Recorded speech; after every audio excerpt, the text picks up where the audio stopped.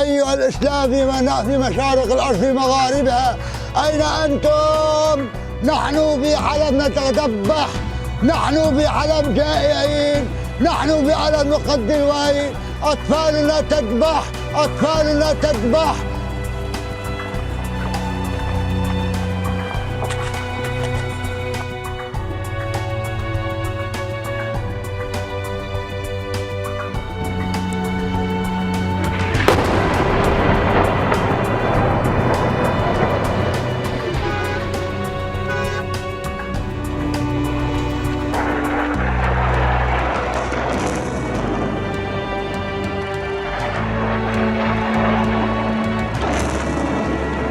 We are here exposed to a genocide in the besieged city of Aleppo.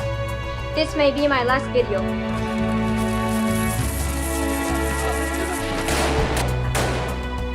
تتعرض المنطقة لقصف بكافة أنواع الأسلحة ضمن مساحة لا تتجاوز 2 كيلومتر مربع، ما لا يقل عن 80,000 إنسان، معظمهم من المدنيين.